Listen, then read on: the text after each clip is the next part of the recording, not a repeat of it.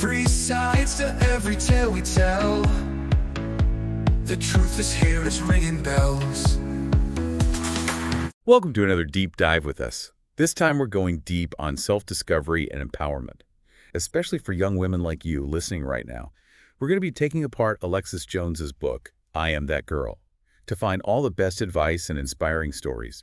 So are you ready to unlock your potential? Absolutely. Jones's book is just full of wisdom and personal experiences, and we're going to break down all the most powerful parts to help create a roadmap to help you build your most authentic life.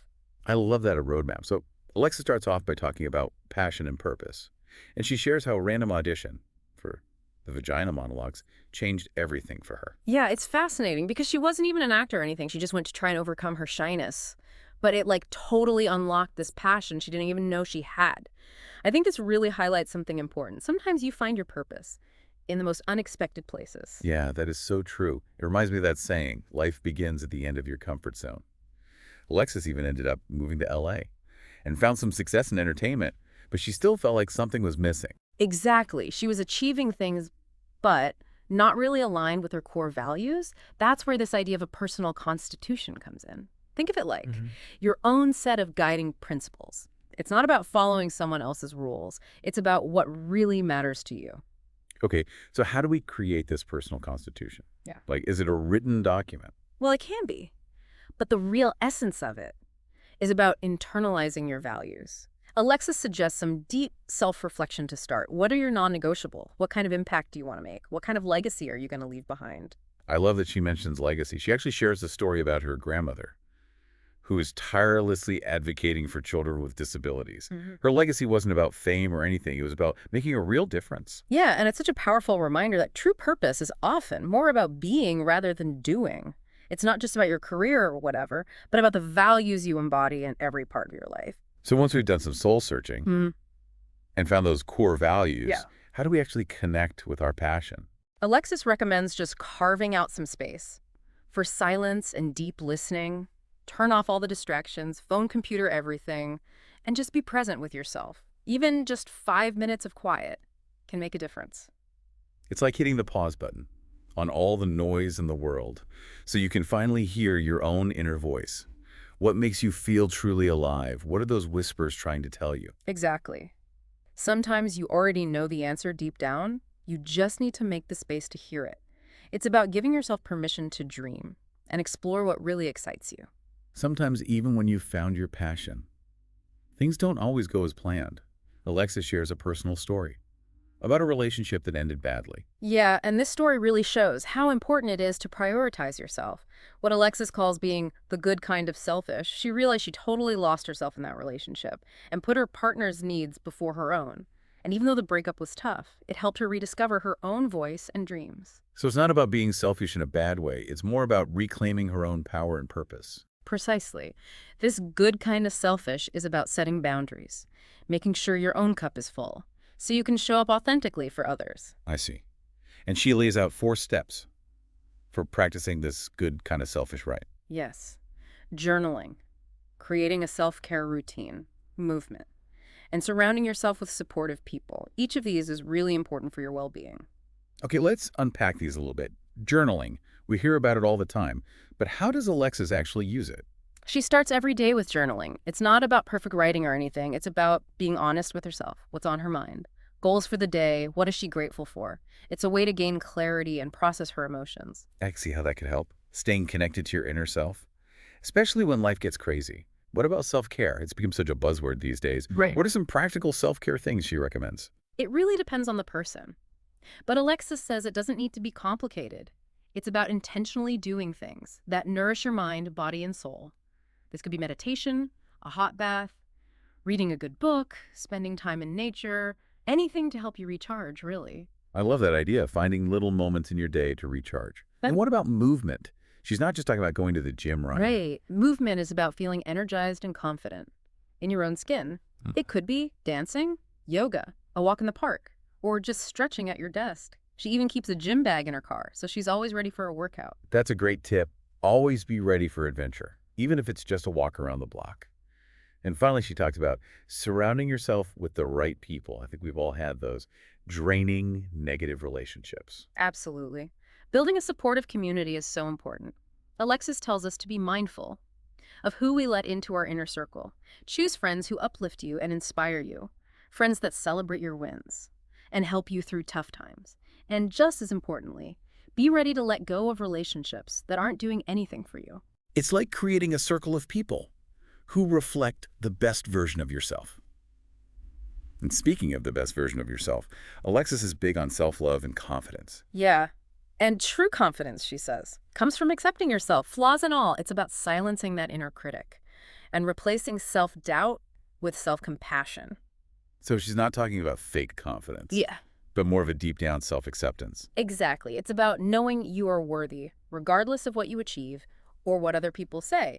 And this goes back to being the good kind of selfish. When you take care of yourself, you create a foundation for real self-love. This has been so insightful, talking about passion, purpose, and self-care. But Alexis doesn't stop there. She dives into another part of being that girl, integrity and authenticity. Are you ready for that? Absolutely. This is where we see how inner strength turns into action and living your values. So we talked about passion and purpose and that good kind of selfish self-care. Now let's get into Alexis's ideas about integrity and authenticity.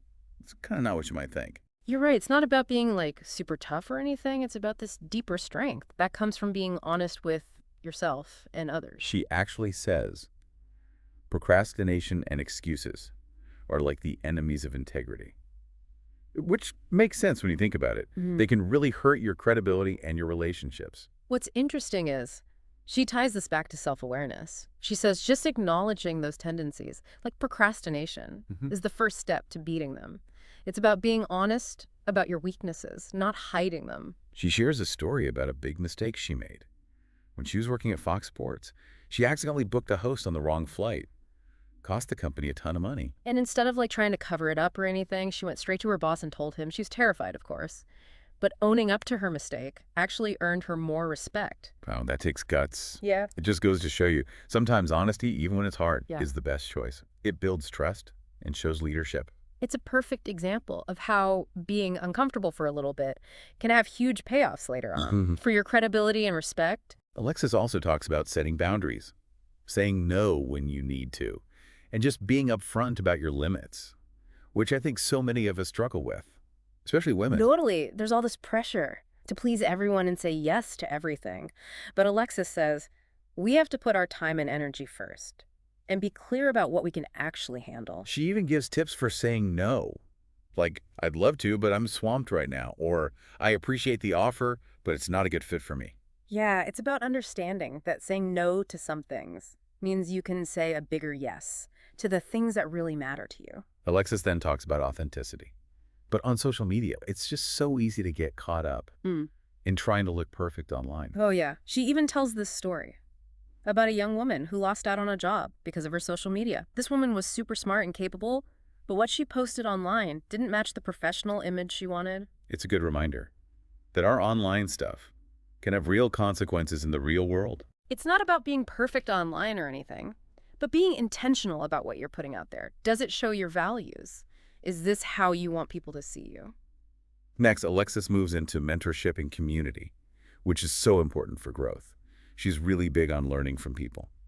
We've already been there and done that. Yeah, she actually talks about interviewing 20 powerhouse women in Hollywood.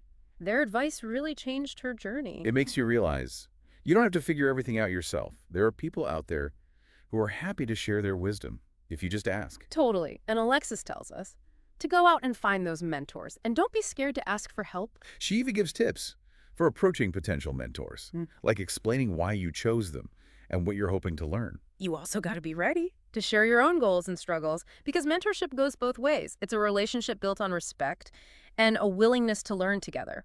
Alexis also talks a lot about community and surrounding yourself with the right people. She brings up this sphere philosophy where you picture these circles that represent your relationships. You're in the center, then your closest people, then friends, then acquaintances, and so on. So the idea is to be careful about who you let into each circle, making sure the people closest to you are the ones who lift you up. Exactly. And it's just as important to recognize when a relationship isn't working anymore, and to be strong enough to let it go. You don't have to stay connected to people who bring you down or hold you back. That reminds me of a story.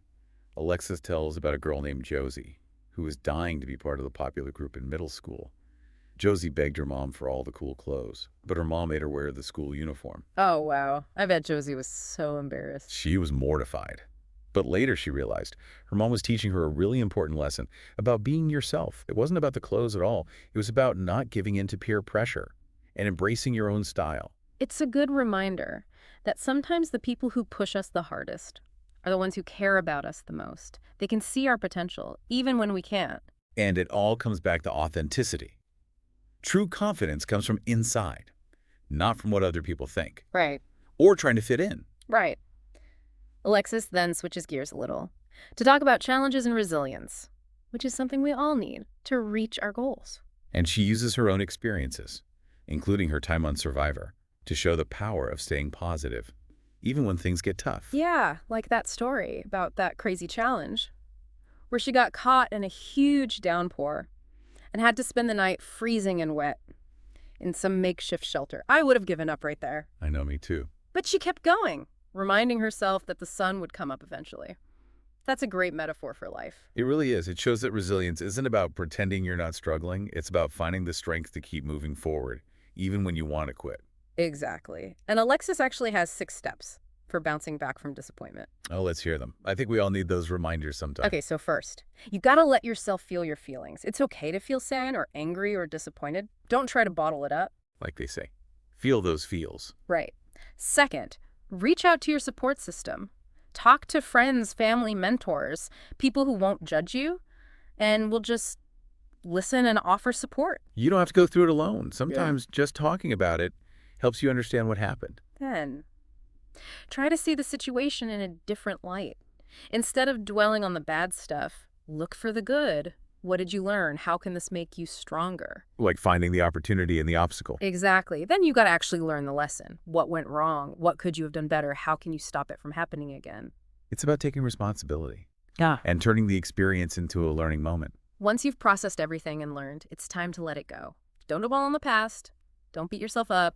Just accept what happened and move on. Easier said than done. I know, but it's so important to free up your mental space. And then the final step, the most important one, get back out there. Don't let this hold you back from going after what you want. Beat yourself up, dust yourself off, and try again. Alexis reminds us that failing isn't the opposite of success. It's part of the journey. And a lot of times, the challenges we overcome are what make us stronger and more resilient. She talks about how dangerous it can be to always play it safe.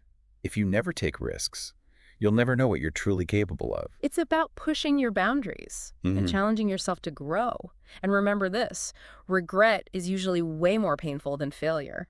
Then Alexis dives into living a bold and uncommon life.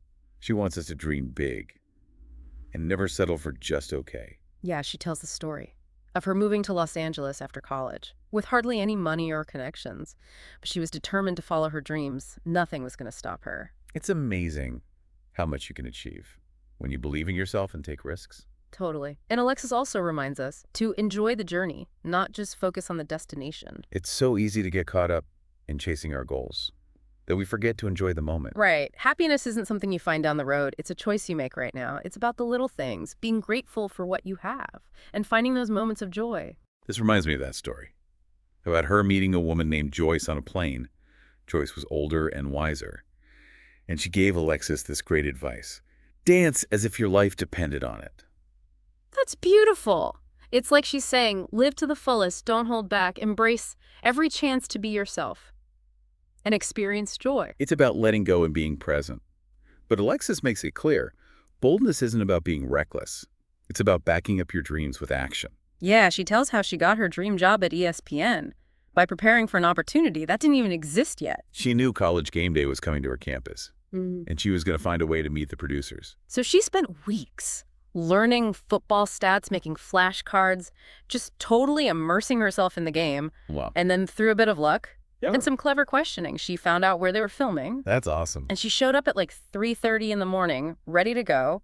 Her hard work and her boldness paid off. She actually ended up having breakfast with the hosts and producers, and they were so impressed that they offered her the job. It just goes to show you, sometimes you got to create your own luck.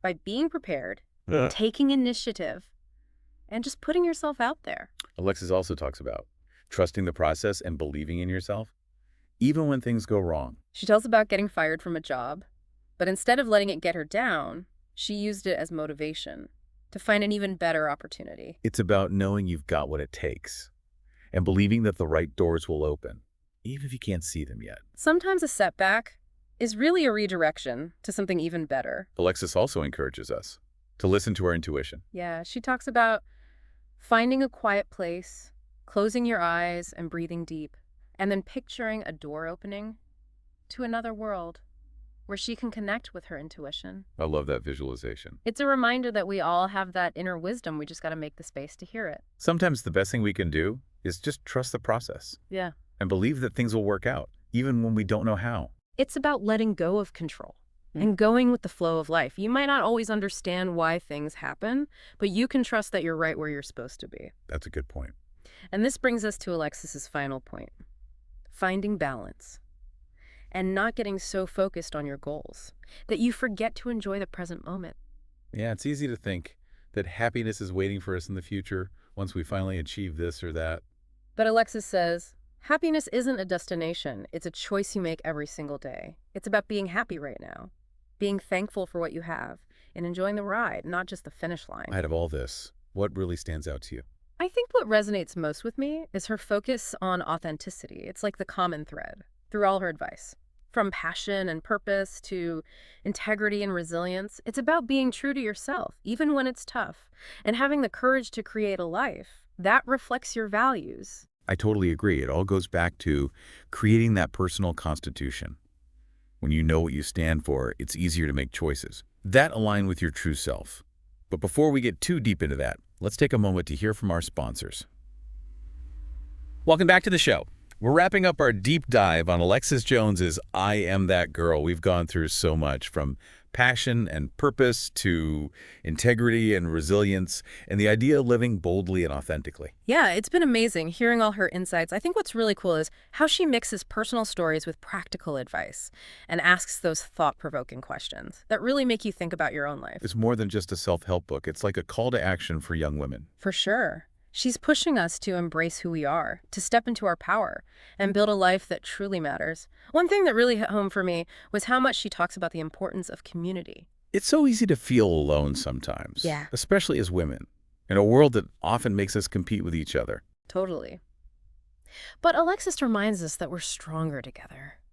We got to find those supportive communities where we can connect with other women who get it and celebrate our wins. And find mentors, women who've been there before, and can offer guidance and support. Exactly. We don't have to do everything ourselves. There are people out there who are happy to help us. We just have to be willing to be open, admit we need help sometimes. Another thing that stuck with me was Alexis's focus on resilience. She says setbacks are going to happen, but they don't have to stop us. She actually wants us to see challenges as chances to grow and to develop a bring-it-on kind of attitude. I know it's easier said than done. It is. But think about how much stronger you become when you overcome those obstacles. It's about knowing you can handle anything. And believing that even the hard times are shaping you into the person you're meant to be. Alexis also talks about living boldly. Yeah, not settling for ordinary. Going after what truly lights you up. She says we only get one life, and we shouldn't waste it playing it safe. What would you do if you knew you couldn't fail? That's the kind of thinking she's talking about. It's about taking chances, Trusting that things will work out. even when we don't see the whole path ahead. And remember, failure is just a stepping stone. Every time you stumble, you learn something, you grow, and you come back stronger. So as we finish up, I want to know what's resonating with you. What are you taking away from this deep dive? What steps are you going to take to own your power and live a life that's true to you? This isn't just about listening. It's about doing something. Yeah, this deep dive was all about giving you the tools to create the life you want. So what's one bold move you're going to make today? How are you going to embrace that good kind of selfish? How are you going to build a life that reflects your values? Keep those questions in mind today. Thanks for joining us on this deep dive. We'll see you next time.